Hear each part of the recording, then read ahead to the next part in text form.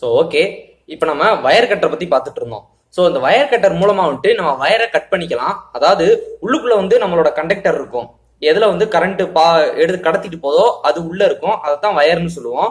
மேல இருக்கிறது என்னன்னா வந்துட்டு ஒரு இன்சுலேட்டட் ஃபிலமெண்ட். ஓகேவா, அதாவது எதுவும் டச் பண்ணிடக்கூடாது, வேற எங்கேயும் வந்து கனெக்ஷன் எஸ்டாப்ளிஷ் ஆயிடக்கூடாது, சேஃபா போகணும் அப்படின்றதுக்காக போட்டிருக்க ஒரு ஃபிலமெண்ட் தான் மேல இருக்குது.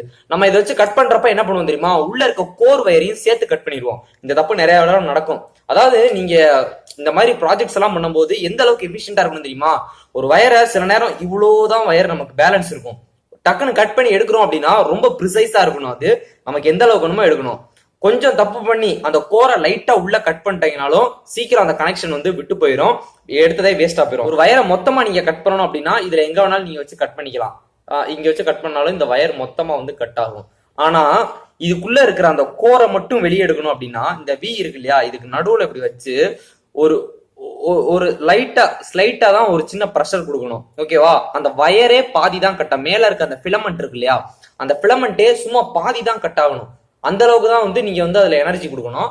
அவ்வளவு கட் ஆனாலே போதும், அப்படியே இழுத்துடணும். இழுத்துட்டா வந்து இது நீட்டா வந்துடும். சோ இதை கட் பண்றத கொஞ்சம் பாத்துக்குங்க. நான் ஒவ்வொரு விஷயத்தையும் வந்து உங்களுக்கு தெளிவா சொல்லி கொடுக்குறேன். அதனாலதான் வந்து இதெல்லாம் நான் சொல்லி கொடுக்குறேன். என்னடா இதெல்லாம் எங்களுக்கு தெரியாதா அப்படின்னு வந்து நினைக்காதீங்க.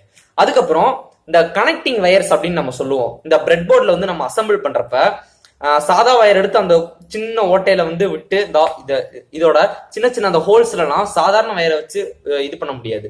அதுக்காக ஒரு கஸ்டமைஸ்டா சில வயர்ஸ் எல்லாம் வந்து மார்க்கெட்ல வந்து அவைலபிளா இருக்கு. அதுக்கு பேர் வந்து கனெக்டிங் வயர்ஸ் அப்படின்னு சொல்லுவாங்க. இங்க பாருங்க, இது ஃபுல்லாவே வந்து அந்த கனெக்டிங் வயர்ஸ் தான். இதுல நமக்கு எது தேவையோ வந்து அதை எடுத்துக்கலாம். அதுக்கப்புறம் இந்த கனெக்டிங் வயர்ஸ்ல நிறைய டைப்ஸ் இருக்கு. அது என்னென்ன அப்படின்னு நான் சொல்றேன். ஓகேவா, இப்ப பாத்தீங்கன்னா இதுல ரெண்டு சைடும் பாருங்களேன், இதுலயும் இதா இருக்கு, இதுலயும் வந்து அந்த ஒரு சின்ன நீடில் மட்டும் நீட்டிட்டு இருக்கு, இது ரெண்டு சைடும். ஸோ இது வந்து மேல் எண்ட் அப்படின்னு சொல்லுவாங்க. இந்த மாதிரி ரெண்டு நீடில் நீட்டிட்டு இருக்கிறது ஒரு வகையான டைப். இதை வச்சு என்ன பண்ணலாம் அப்படின்னா, இப்ப பிரெட் போர்ட்ல வந்து ஒரு இடத்துல இருந்து இன்னொரு இடத்துல கனெக்ஷன் கொடுக்கணும், breadboard to breadboard connection கொடுக்கணும் அப்படின்னா இங்க பாருங்க, இந்த இடத்துல இந்த நீடில சொல்லிக்கலாம். இன்னொரு இடத்துல இங்க இருந்து இந்த இடத்துல வந்துட்டு எனக்கு ஒரு சர்க்கியூட் இருக்கு, அங்க எனக்கு இங்க இருக்க கரண்ட் பாஸ் ஆகணும், இல்ல இங்கேயும் அங்கேயும் நான் ஒரு கனெக்ஷன் கொடுக்கணும் அப்படின்னா அந்த இடத்துல இப்படி போட்டுக்கலாம். ஸோ இது வந்து ரெண்டு சைடும் மேல் டு மேல் எண்டு. இன்னொன்னு மேல் எண்டு ஃபீமேல் எண்டு அப்படின்னு ரெண்டு இருக்கும். இங்க பாருங்க, இது ஃபுல்லா வந்து ஃபீமேல் எண்டு. இதுல என்ன பண்ண முடியும் அப்படின்னா இதே மாதிரி இன்னொரு வயரை மட்டும் கனெக்ட் பண்ணிக்க முடியும்.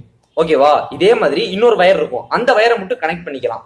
இப்ப பாருங்க, இது வயர் இருக்கு. ஓகேவா, இதுல இது எதுக்குன்னா வயரோட ஸ்ட்ரென்த்தை இல்லைன்னா வயரோட லென்த்தை எக்ஸ்டெண்ட் பண்றதுக்காக இந்த வயர்ஸ் எல்லாம் இருக்கு. இப்ப பாருங்க, இந்த வயர்ஸ்ல நம்ம ஒருவேளை இங்க இருந்து வேற ஒரு பவர் சோர்ஸ்ல இருந்து நமக்கு வருதுன்னு வச்சுக்கோங்க, வயர் பத்தல, அந்த நேரத்துல நீங்க என்ன பண்ணணும் அப்படின்னா, சோ இந்த பாருங்க, இந்த மாதிரி இது ரெண்டுத்துக்கும் வந்துட்டு ஒரு கனெக்ஷன் வந்து எஸ்டாப்ளிஷ் பண்ணிக்கலாம்.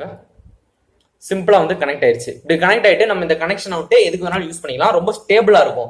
இன்ஃபேக்ட் நீங்க மைக்ரோ கண்ட்ரோலர்லாம் பின்னாடி யூஸ் பண்ணுவோம், ஆர்டினோ இந்த மாதிரி மைக்ரோ கண்ட்ரோலர்ஸ் எல்லாம் யூஸ் பண்றப்ப இதை இந்த மேல் எண்டு வச்சு யூஸ் பண்றதுக்குன்னே ரொம்பவே எஃபிஷியன்டா ரெடி பண்ணிருப்பாங்க அந்த கண்ட்ரோலர்ஸ். பாத்தீங்கன்னா வந்துட்டு அந்த ஆர்டினோ ஃபுல்லா சைட்ல ஃபுல்லா அங்க இருக்கிற எல்லா இன்புட் அவுட்புட் சிப்க்கும் இந்த ஃபீமேல் எண்டு தான் இப்படி இருக்கும், எல்லாமே இப்படி இருக்கும். நமக்கு எது தேவையோ அதை வந்து இந்த வயர்ஸ் மூலமா வந்து நம்ம கனெக்ட் பண்ணிக்கலாம். ஸோ இந்த மாதிரி ஃபுல்லா ஃபீமேல் எண்டாவும் இருக்கிறது இருக்கு, ஃபுல்லா மேல் எண்டாவும் இருக்கிறது இருக்கு. இன்னொன்னு வந்து மேல் டு ஃபீமேல் எண்டு. இந்த பாருங்க, தெரியுதா, இந்த சைடு வந்துட்டு இதை நம்ம எங்கேயாச்சும் யூஸ் பண்ணிக்கலாம். ஓகேவா, இதை நம்ம மைக்ரோ கண்ட்ரோலர் இருந்து ஃபெச் பண்ணி இந்த எண்டை கொண்டு போய் வேற ஏதாச்சும் ஒரு ப்ராசஸ் இருந்தா பாருங்களேன், இதெல்லாம் இந்த சிப்பை பாருங்க, இந்த கண்ட்ரோலர்ல இருந்து 4 இது வருது. சோ இப்ப எடுத்துட்டு போய் இந்த மாதிரி கண்ட்ரோலர் கனெக்ஷன் கொடுக்கணும் அப்படின்னாலும் இந்த பாருங்க, இப்படி நம்ம இது பண்ணி வச்சிட்டோம்னா கண்ட்ரோலருக்கு கனெக்ஷன் வந்து எஸ்டாப்ளிஷ் ஆயிடும். ரொம்பவே வந்து ஸ்டேபிளா இருக்கும், பெருசாலாம் எதுவும் ஆட்டினாலாம் கீழே விழுகாது, நம்மளா பிடிச்சி இழுத்தாதான் உண்டு. ஸோ அந்த அளவுக்கு ஒரு ஸ்டேபிளான வயர்ஸ் வந்து இந்த கனெக்டிங் வயர்ஸ். அதுக்கப்புறம் முக்கியமான விஷயம், சரி வயர்ஸை பார்த்தோம், நிறைய காம்பனன்ஸா பார்த்தோம், இதெல்லாம் ரியல் டைம்ல பண்ணும்போது பத்த வைப்பாங்கல்ல, அதை எப்படி கனெக்ட் பண்றது, ரியல் டைம்ல எப்படி கனெக்ட் பண்றது, அதுக்காக வேண்டிதான் சால்டரிங் அயன் அப்படின்னு ஒன்று சொல்லுவாங்க. சால்டரிங் பண்றோம் அப்படின்னு சொல்லுவாங்கல்ல, அந்த டிவி ரிப்பேர் பண்ற கடையில எல்லாம் போனா சால்டரிங் வச்சுடுறா அப்படின்னுவாங்க. அது என்னன்னா இஎம் இருக்கு இல்லையா, லெட், அந்த லெட்டை யூஸ் பண்ணி அந்த லெட்டை லைட்டா எனர்ஜி கொடுத்து அந்த வயர் மேல அப்ளை பண்ணி ஒரு ஸ்டேபிளான கனெக்ஷன் எஸ்டாப்ளிஷ் பண்றதுக்கு பேர் தான் சால்டரிங். இந்த சால்டரிங் மூலமா தான் இங்க இருக்கிற எல்லா எலக்ட்ரானிக்ஸ் காம்பனன்ட்ஸுமே பத்த வைக்கிறாங்க. எல்லா எலக்ட்ரானிக்ஸ் காம்போனன்ட்ஸ்லயுமே ஒரு கனெக்ஷன் வந்து எஸ்டாப்ளிஷ் பண்றாங்க. ஏன் லெட் அதுல யூஸ் பண்றாங்க அப்படின்னு கேட்டீங்கன்னா, ரொம்பவே சிம்பிளா ரொம்பவே கம்மியான எனர்ஜி கொடுத்தாலே போதும், அது வந்து டக்குன்னு உருகிரும். இன்னும் அது ரொம்ப சீக்கிரமாவே அதோட ஃபார்முக்கு வந்து ஒரு ஸ்டேபிளான நிலைமைக்கு திரும்பக்கூடியது. எப்படி சொல்றேன் அப்படின்னா, இப்ப அந்த லெட் இருக்குன்னு வச்சுங்களேன், அந்த லெட்ல கொஞ்சோண்டு எனர்ஜி கொடுத்தா போதும், அது வந்து டக்குன்னு உருகி ஊத்திடும். அதே நேரம் கீழே விழுந்துட்டு 2 செகண்ட் கூட இருக்காது, அப்படியே காஞ்சிரும். அது அப்படியே நல்லா தின்னாயிடும். ஸோ இப்போ ஒரு வயர் வைக்கிறோம், அந்த வயர் ஒழுங்கா நிக்குதானே நமக்கு தெரியாது. அதுல லைட்டா எடுத்து அதை வச்சுட்டோம்னாலே போதும், ஒரு செகண்ட் அதை நம்ம பிடிச்சிருந்தாலே போதும், அப்படியே கிச்சன் பிடிச்சிக்கும். புரியுதா? அதனாலதான் வந்துட்டு இந்த லெட்டை வந்து இதை ரெண்டையும் கனெக்ட் பண்றதுக்காக யூஸ் பண்றாங்க. அந்த லெட்டையும் நான் உங்கள்கிட்ட காமிக்கிறேன். இதுதான் வந்து அந்த லெட்டு, இதுதான் லெட்டுன்னு சொல்லுவாங்க பாருங்க. இந்த இதை வச்சுதான் நம்ம சால்டரிங் வைக்கணும்.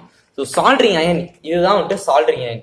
இந்த சால்டரிங் அயன் என்ன பண்ணணும்னா, இதை கரண்ட்ல கொடுத்துட்டோம்னா எலக்ட்ரிக்கல் எனர்ஜியா இங்க ஹீட் எனர்ஜியா மாத்தி கொடுக்கும். இதோட டாப் வந்து காப்பர் அப்படின்றனால மெல்டிங் பாயிண்ட் வந்து ரொம்ப அதிகம். ஸோ ஆல்மோஸ்ட் எவ்வளவு ஹீட்னாலும் வந்து ஸ்டேபிளா இருக்கும். இந்த மேல இருக்கிற இந்த இது இது ஃபர்ஸ்ட் வாங்குறப்ப நல்லா இது மாதிரி புதுசா தான் இருந்துச்சு.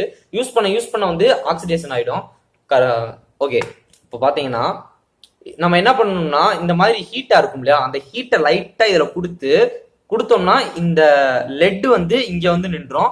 அதை நம்ம எதுக்கு வேணுமோ வந்துட்டு அப்ளை பண்ணி யூஸ் பண்ணிக்கலாம். இதுல முக்கியமான ஒரு விஷயம் என்னன்னா, சால்டரிங் பேஸ்ட் அப்படின்னு ஒண்ணு கொடுப்பாங்க.